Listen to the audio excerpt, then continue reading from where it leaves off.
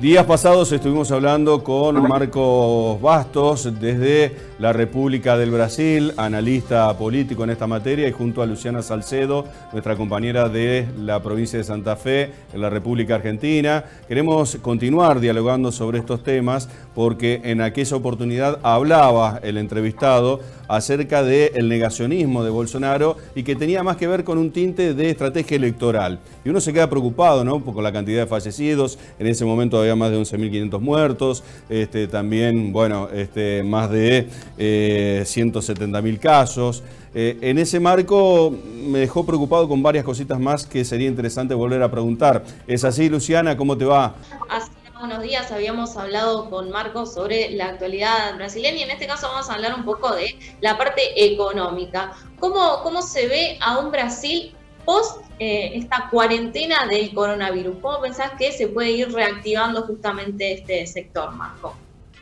Bueno, la respuesta sanitaria y política al coronavirus ha sido muy débil en Brasil, como les comenté anteriormente, con lo cual eso aplaza en el futuro la salida de la economía, la reapertura, aunque gradual, de la economía.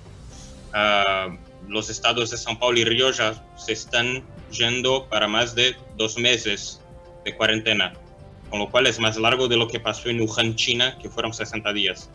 Bueno, si el país tiene un 70% de su economía basada en sectores de servicio como Brasil, y los sectores de servicio se ven afectados por una cuarentena más larga, significa que los daños económicos no serán solamente a corto plazo, sino que a largo plazo también. Hablando de PBI, por ejemplo, hay una dificultad muy grande de poner, criterios, parámetros, ¿no? Pero las casas consultoras más importantes, los académicos más importantes, pronostican una caída entre el 4 y el 8%. Todavía hay un grado de incertidumbre muy grande. El tema es que la incertidumbre es tan grande y el panorama político tan negativo que ya hay quienes prevén que puede que el PIB, que el PBI, no crezca en el 2021, lo que sería un desastre. Ahora, Marco, en ese marco, justamente, y valga la redundancia con tu nombre, ¿sí? A ver, se proyectaba un 2,5 de PBI, se habla de que descendió por el tema de la pandemia a un 2,1 según las proyecciones del Gobierno Nacional del Brasil, es decir, que sigue habiendo un crecimiento previsto para el 2020. Vos me decís que luego, cuando empiecen las repercusiones, empieza esta curva descendente para que directamente no haya PBI favorable. ¿Esto están analizando los economistas?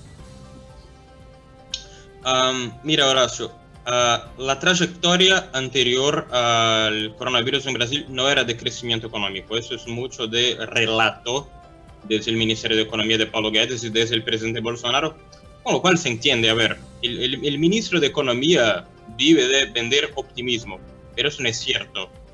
Si vos pero una cosa es optimismo y otra cosa que lo avale todo un congreso a ese optimismo, ¿no? O sea, que vos me decís que esas proyecciones son ficticias en el Brasil. Son equivocadas. Si vos mirás las proyecciones del mercado, de las consultoras y de los bancos de inversión antes del coronavirus, ya eran más pesimistas que las proyecciones del gobierno. La economía brasileña venía de estancamiento. La economía brasileña tuvo su peor recesión de la historia en los años 2015-2016, que arrancó en el último trimestre del 2014, y jamás terminó de recuperarse de eso. El crecimiento del PBI siempre estuvo alrededor del 1% del 2017 al 2019, y los primeros 2 meses de 2020 fueron más bajos que las proyecciones del gobierno y privadas. Así que la economía ya venía muy debilitada. Y bueno, Brasil tiene comorbilidades. Brasil trata de enfrentar la peor pandemia en 100 años, con un endeudamiento muy alto, con un mercado laboral muy dañado, con una tasa de desempleo muy alta. ¿A cuánto asciende, Marco? Marco, ¿a cuánto asciende la deuda externa del Brasil? ¿A cuánto por lo menos del PBI?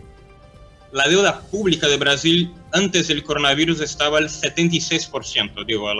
La deuda PBI era el 76%. Claro. Va a terminar el coronavirus con un 90%, sin embargo, el sesgo es de crecimiento, así que la deuda brasileña va a estabilizarse alrededor del 100-110% del PBI.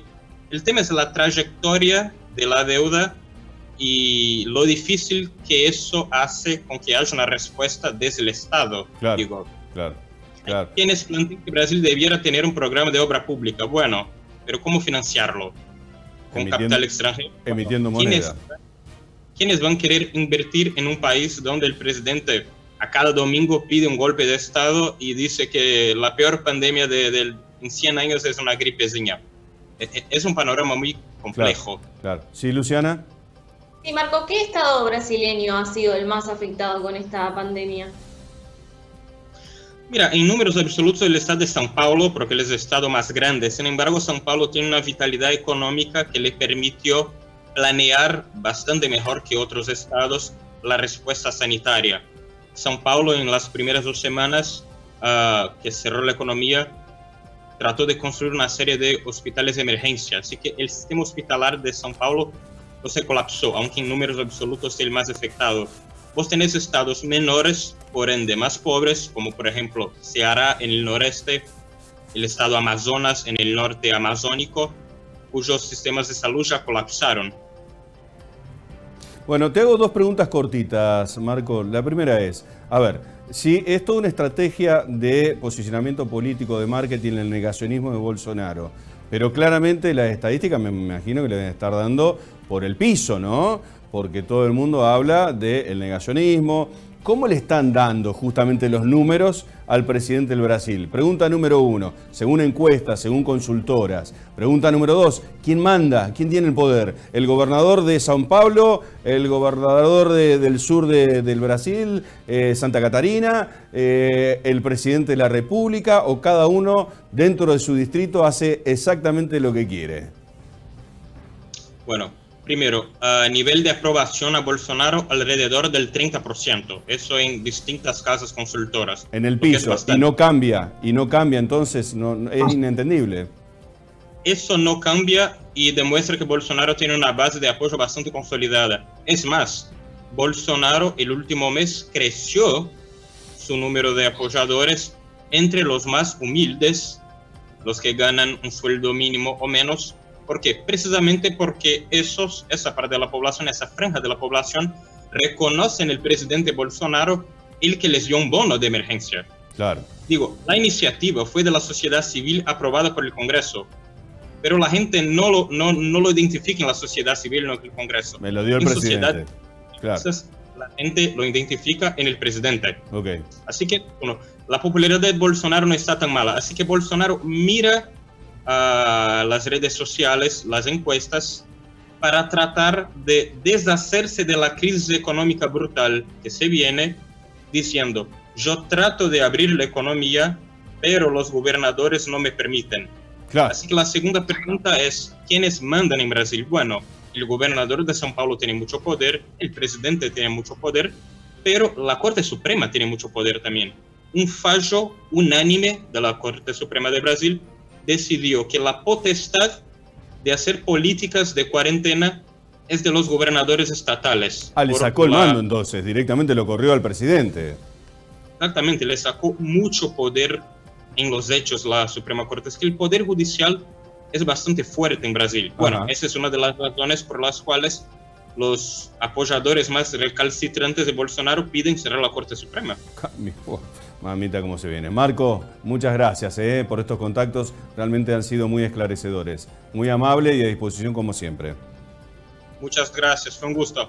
Igualmente, ¿sí? Bueno, Luciana, ¿a dónde se va radicalizando, no? En algunos países con discurso de izquierdas, o otros países con discursos de derechas, pero todos con un sesgo que están llevando más allá de lo que conocemos como la tradicional democracia. Ojo con estos puntos, porque vamos a hablar mal y pronto. O te corren por izquierda o por derecha, pero todos los gobiernos quieren mantener el poder cero en sus manos. Y esto es gravísimo para las democracias.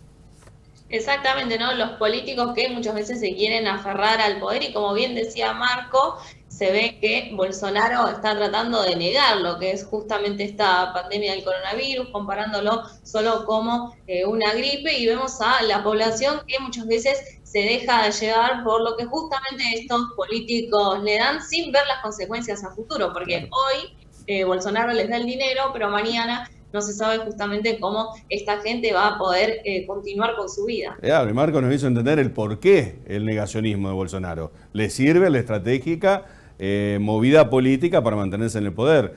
Los números le dan favorable manteniéndose en esa postura. Bueno, hay que tener cuidado con eso. Gracias, Luciana. Nos vemos. Hasta luego.